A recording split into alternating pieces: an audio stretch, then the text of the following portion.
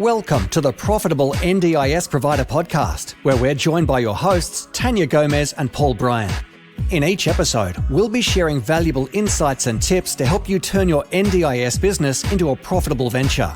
So whether you're just starting out or looking to take your business to the next level, you've come to the right place. Let's stop surviving and start thriving.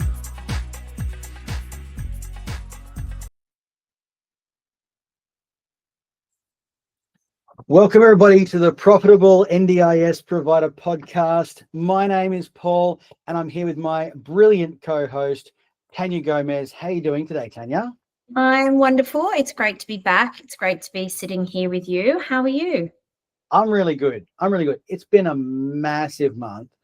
And today we're just going to recap what October's kind of looked like, what we've been up to, what's been going on in the industry, and have a bit of a dive into all things NDIS and business at the same time. Love that. Yeah, so I guess it's also September and October because we didn't do a September wrap up because we were all away at the National SIL Summit. So yeah, I guess wins for September and October for me is the SIL Summit. The National SIL Summit was amazing. We had 170 people there. We had another almost 100, I think, online, which was amazing. Just so much great feedback and just so nice to bring everyone together in one place. I think it was a lot of fun. It was really brilliant. I've got to say, you managed that masterfully. There were so many speakers, so many sessions. There was breakouts, there was full room sessions, there was workshops, there was keynotes. And such a variety of information that people could just get so much out of it no matter what stage they were at. I spoke to some people who, like, one was like a national provider, like had several states, and somebody else was like, they just had like, I think like 10 workers in like one regional area, and they were both going, they both got so much out of it. So congratulations, you pulled off no mean feat, just being able to get that many people into a room and just provide so much value consistently over those couple of days. It was absolutely brilliant. I'm really surprised that there wasn't more things that went wrong, to tell you the truth. Like, I was really waiting for something to like be a disaster. Yep. We did lose sound in one of the workshop stream rooms for the second day in the afternoon. That was a bit of a, it did mean that 3 speakers had to project their voices. It was the one stream that I also decided to stream to people live, which meant they didn't have sound, which was, hard. But outside of that, everything went to plan, which is kind of amazing because it's just me and my team in Australia now. And so I had to kind of manage all of those little bits myself. But the banquets team on site were amazing. And Chris Larper came and gave me a hand with things, which was very helpful as well. So yeah, I think all things going to plan, it was surprisingly smooth and stress-free. Yeah, look, I definitely saw Chris working like an absolute machine in the background there, setting up banners, moving people around, setting up signage, directing people. So well done, Chris. You absolutely not your roadie of the year. You've done a fantastic job. But I also think that's a real testimony to the network that you've built, Tania, and the people that are around you that are willing to just come out and support what you're doing, because it's such an important, the whole summit was such an important thing for everybody. And as someone who's run my own summit at a smaller scale, I can definitely say, I get it when you say you're expecting more to go wrong. But I must say I much prefer going to your summit than going to my own summits. It's much more relaxing to go to someone else's. I preferred yours because I just rocked up and did stuff. It was great. I didn't have to worry about anything. You did win a prize as well. That was pretty good. Yes. Yeah. You and Maria Binney from TLC had a rivalry for who was going to win the leaderboard, which was a lot of fun. Yeah. And I still think I have seen that video of me strutting down the red carpet, or the purple carpet rather, has made its way around a little further than I anticipated, but that's all right. I didn't share it online. I was really tempted, but Maria asked me not to share hers, so I thought I would, be kind. Fair enough. If you do manage to find it, it's now, I think it's going to start being worth money now. It's that fair. Awesome. Yeah. No, it's so good. And what about your wins for the month? What have you done in September and October? I have just got back to be honest, massive win for September was being at your summit because it was absolutely brilliant. We had some amazing conversations and it was great to create so much community there. Off the back of that, we actually launched our October on-ramp for Profitable Provider. We usually intake like 5 at a time. We had like 9 people jump in and say, Paul, I just need to be a part of this. And a bundle of guys who were at Summit jumped in.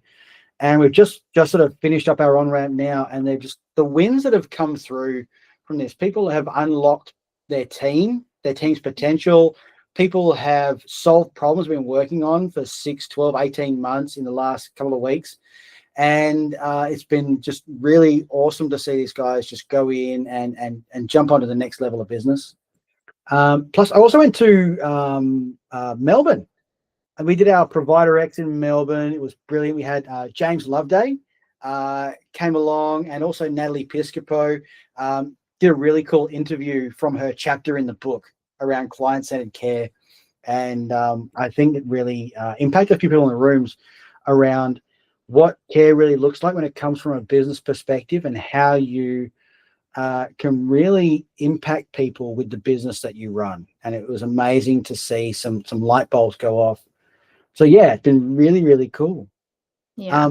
You've been having a bundle of fun because you came off Summit and then you've launched Auditly. Tell me about this. Well, you've launched the group. Yeah, well, it's we're going through a pilot that starts in November. It starts very soon.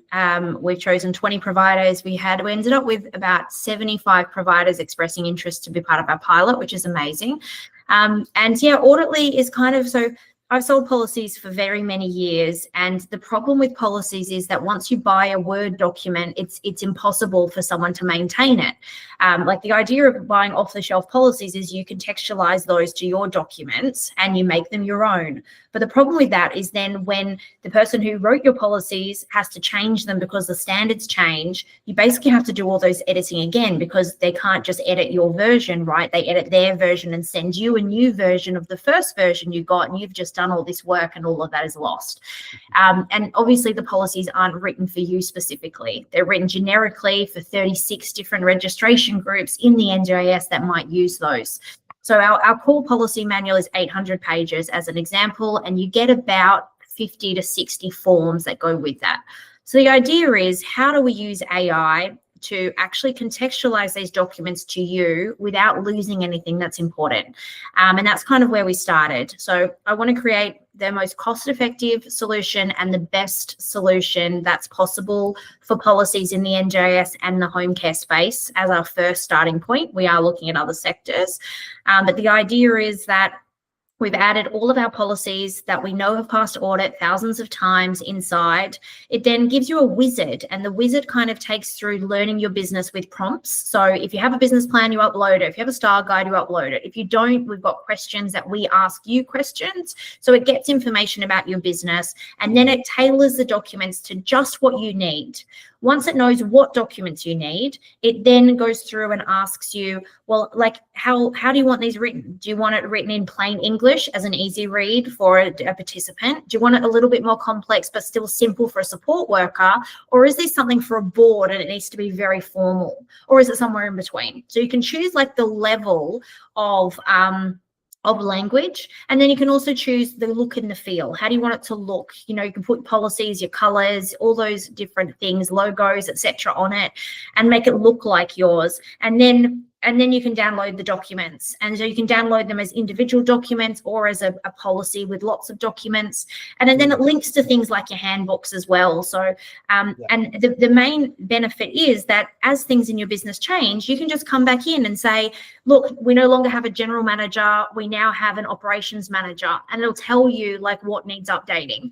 And then as the standards change, we'll update it and push a notification to you that says that the standards have changed, and you'll be able to know which documents then need updating with that information, so that you can stay up to date at all times. And it's actually relevant to you and customized to you and your business so that you can continue. And because it uses AI, you're chatting with it, right? You're not just saying, update this document and copying and pasting it. It's actually thinking about, okay, well, operations manager is used in your handbooks. It's also used in your org chart. It's also used in your document, your policy. It's also used here, here, and here. So these 15 documents need updating. And that way you can make sure that all of your documents are in sync, because one of the other issues is that you might remember to update your policies, but maybe then your org chart hasn't been updated and all those other, job descriptions, reporting lines, all those things that flow from that. So that's kind of the idea of Auditly. We're doing a pilot so that we can get some feedback and really make it a solution. And I've got like a wish list that's pages and pages long of what else I want it to be able to do. But we just need to get some clients in there first. I am not a programmer. I haven't built this myself. I've partnered with Erico AI, who are an AI company. They already had a tool that was similar, and then we've co-funded this MVP together. So I'm a 50% owner of this product, as are they, and we're equally invested in making it good and making it work, so that they're financially rewarded ongoing. I didn't pay someone just to develop what I wanted. I actually wanted a partner who was equally invested in making this thing work, so that we can create the best solution and have it. I did actually create a prototype. My team created a prototype that we were going to make live, but it wasn't going to ever be the best. So we've partnered with an AI provider who we think is amazing at what they do, and so far they've been great. And we're going to roll that out through trial in November, make some changes December, go to market January, February is kind of our timelines at this point. Brilliant. It's just one of those things that, and we discussed this a lot at Summit as well. If providers are desperate to stay in the past, they're just really going to struggle, and utilizing tools like this is going to help them be viable. It's going to help them lead. And what it does is it really does help you stay at the top of the game all the time. So, kudos to you. This is actually a really, really powerful tool. And we're going to see more of these types of things come out and be, as you said, we didn't want to release something that was not the best.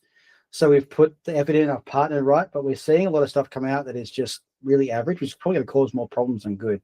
Yeah. So this is fantastic, Tania. I'm glad that you really dove into finding the best possible solution rather than just releasing hey, let's just give this a crack and see what happens, right? Because it was tempting, especially for my current clients. I was like, well, it's better than what they've got now, but from a data perspective, and if they're going to be using it long term, also when all providers, when the standards change, every provider is going to need new policies. So my thought is that, if we can get some people in, cover the cost of development and ongoing, then we can provide.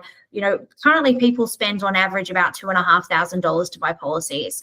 So if we can do it at a lower price point, have it as either a simple subscription they pay each month or each year or something to that effect, and make it cost effective for them to continue to maintain their documents, then that's kind of, what I want to do next is so many things that could then take it to the next level. But I need to kind of proof check that with the actual providers to see that the things that I think are amazing are actually going to be as valuable to them as I think they are. From an auditor's perspective, they're definitely valuable, but is it actually things that they would pay money for is kind of the question. So we're still kind of testing it. But I've kind of gone all in on this AI idea, and I've been trying to learn it. Not learn AI itself, but look at applications. I spent a week at South by Southwest, or a few days at South by Southwest, which has something like 1,600 sessions over 7 days, and I went to as many AI ones as I can. I've also done a workshop with JT Fox about AI, and also Via Technology had a session that I went to on AI. So I've also read a whole bunch of Mo Gaudat's books after seeing him speak at South by Southwest. I downloaded all of his books and have been working my way through them. And so, I really love the idea of how can we use technology to solve problems in a way that's cost effective and actually really meaningful? So actually making really, impact into these businesses. So I think there's going to be some really cool things coming out. I'm working on another project around AI that I'll talk about maybe next wrap up, and be able to talk a little bit more about some other ideas that I have around really getting providers to start thinking about what is possible with AI, how can they improve their businesses, and using it for the right reasons, not just using it to write your emails, but actually use it to do some heavy lifting in your business. Yeah, 100%. That's really powerful. There's so much on the horizon, and you can get really, really lost in all the AI stuff that's going on. So yeah, actually having a plan and a strategy around what you're going to look into, how you're going to operate with it is really, really important. There's been a few changes and stuff going on in the industry. Could you give us a bit of an idea of what you've been hearing about the new short-term respite that's been going on? Short-term respite. So no more STA, which is good because, STA and SDA is very confusing. So STR is maybe a little bit less confusing. I don't know. But yeah, there's new operating guidelines out around a short-term respite. I've read through them and taken a couple of my clients through them to see how they apply for them. I guess like a really high level overview is like they're really trying to make the point that respite has to be done in your home state. It's clearly not for holidays. They don't want you traveling interstate or overseas for respite. They've made that kind of clear, which is, a little bit sad for some of the amazing providers that have different models that really help people, learn how to travel independently as well, which is an important part of life. They've got quite a lot of wording there around children. They've got wording around children that it's only exceptional circumstances that children would be getting respite. So that's a little bit of a concern to me and some of the clients that I work with. I'm not really sure in practice what that's going to mean. I guess my overall impression of the guidelines is that they're trying to cut back on respite and what they spend and have stricter rules. And so the days of going on cruises and holidays, I suppose, is very much over. It says here the wording is that we only fund short-term respite for children in exceptional situations. We don't fund supports that all children or families are reasonably expected to provide, whether their child has a disability or not. And then it has a bit of a rant around parental responsibility, which seems to be the pushback whenever there's supports to children being provided. Well, it's parental responsibility. But I guess my question or my thought around that is, well, what about a 15-year-old? What about a 15-year-old child? Like, it isn't usual for a parent to have to deliver 24/7 support for a 15-year-old like they have to for a newborn. My 15-year-old, is out all the time. The amount that he relies on me is very little, but a child with multiple disabilities or severe disabilities would still be receiving a lot of support. So I guess from a parent's perspective, I worry about what this opens up as far as child protection concerns for children's needs. Parents need respite for children with disability. It's unrelenting, and we want to keep children in the home, right? We want to keep children with their parents, but these parents do deserve a break and need a break. So I'm concerned about what this means for child protection and is child well-being, I suppose, and family restoration and keeping families together. I hope this isn't a way to push funding, to push the issue into another bucket of funding like they're trying to with the Thrive children. Yeah. That's my initial concern. But of course the NDIS doesn't, really care at this stage. It just seems like they're just trying to save money wherever they can. There's some clarity maybe around food. They did previously come out and say that food couldn't be included in STR or in short-term accommodation, where they've changed that now. It's still a little bit vague to me, but it says, holidays, you can't pay for food or meals, but then it does say food and meals can't be included in the daily rate if you stay in individual respite in an individual setting, such as a hotel. But then it says, in some cases, your provider may include meals in their day rate as part of your short-term respite in a centre or group residence. So if you're in a group, it looks like food can be included. But if you're one-on-one, then it looks like that food isn't included. And I suppose that's because it does say here that NDIS funding can't be used for food and groceries. This is an everyday cost for all Australians. So yeah, food looks like it's in, maybe. Overseas trips look like it's definitely out. And they want you to do it as close to home as possible. That's kind of my takeaway. Yeah, no, and I think a lot of people sort of looking at that might be getting upset, but it's a really good opportunity for you to look at operations and find new and creative ways to make this work, because there's in these changes, there's always opportunities for people to lead and create innovation in how they operate. As things get tighter and harder, less people can do it. So how will you find this to work? But also, if your business has relied on STA and now moving into this SDR space, just looking at your operational processes and making sure that they're really clear, and you have your network.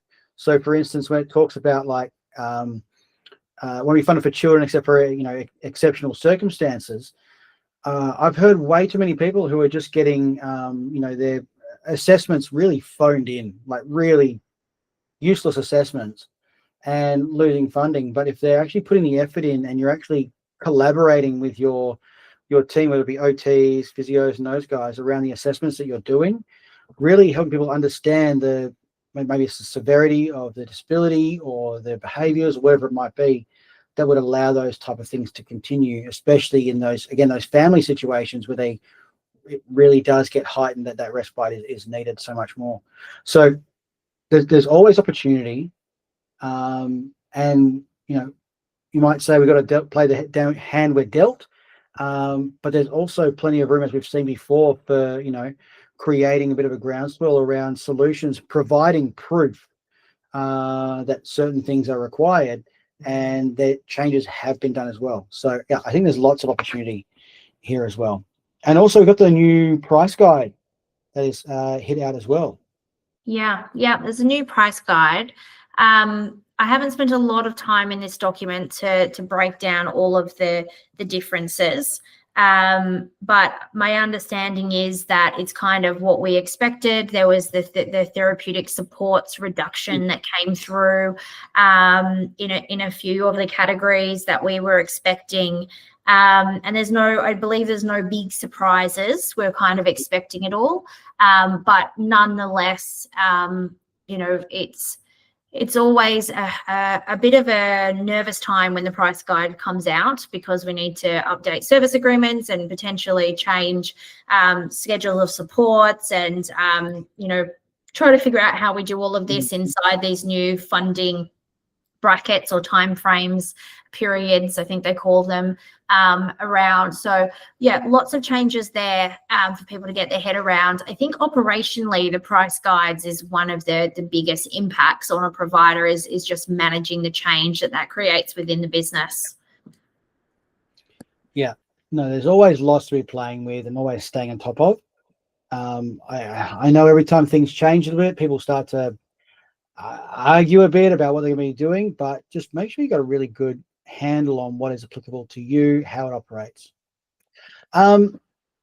Let's look at what sort of shares we've got at the moment, because SIL Summit was here, been, we've kind of recovered. It was a big few days, and but you've done something really, really generous. You've got all the recordings from SIL Summit are available inside Provider Collective. Is that right?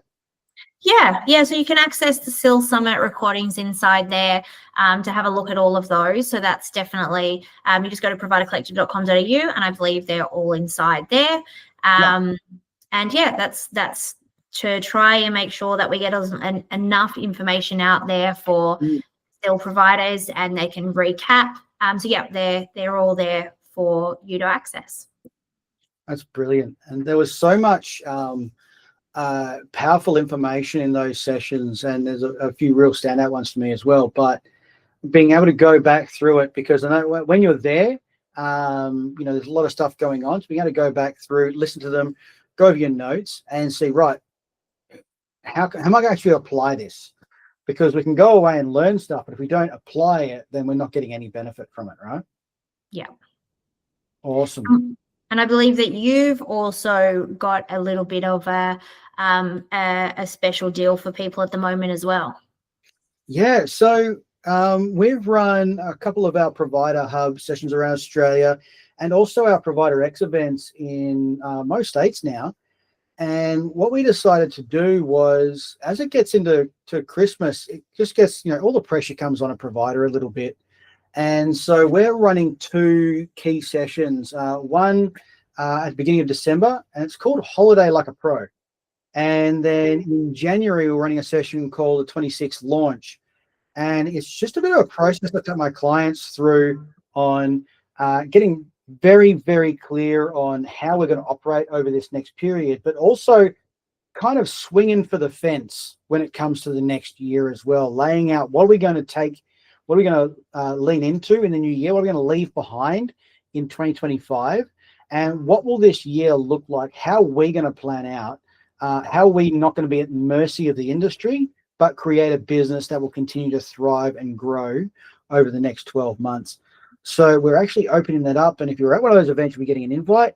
Do want an invite, then there's a couple of other sessions you can come to. We can check that out as well, but you just got to let me know.